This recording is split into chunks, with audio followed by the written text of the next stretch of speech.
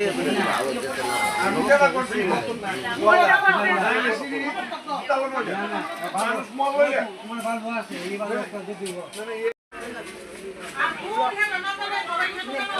Cut వేసింది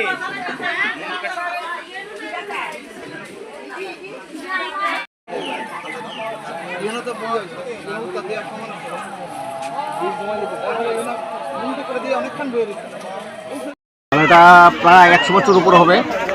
সনটা আমার ঠিক মনে নেই, আমার বাপ দাদারা করতেন এই মেলা।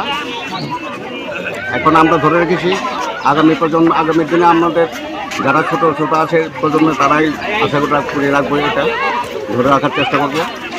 আচ্ছা, এই মেলাটা মূলত কদিনের হয়? অন্য মনে একদিনের, আমরা একদিনের আয়োজন করি, একদিনে সুন্দর হয়, কারণ স্কুলে পরীক্ষা টরীক্ষা থাকে, মাঠে আমরা মেলাটা করি, একদিনেরই হয়।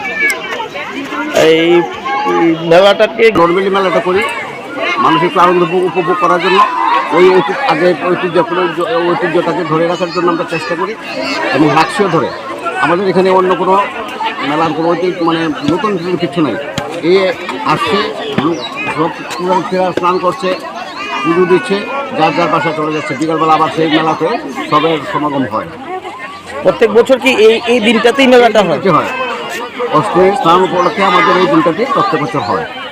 আজকে কিরকম পুণ্যার্থীরা এসেছে এখানে? এখন পর্যন্ত তো প্রায় 1000 খানেক হয়ে যাবে, আরও আসবে। আর বাজারে যারা আছে তারা একটু দেরি করে আসে, তাদের মানুষ একটু দেরি করে।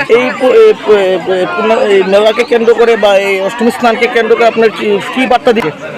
সবাই আমরা ত্রিপুরাবাসীকে ধন্যবাদ জানাই, সবাই আমাদেরকে সহযোগিতা করার জন্য। এবং এটা যে মিলন মেলা, আবার জাতি ধর্ম বর্ণ নির্বিশেষে আমরা এই মিলন মেলাটাকে সার্থক করে রাখছি এবং সার্থক করি। এবং জনসাধারণের কাছে আমরা আবেদন রাখবো, মেলাতে সবসময় যাতে এরকম আমাদের সঙ্গে সহযোগিতা করে।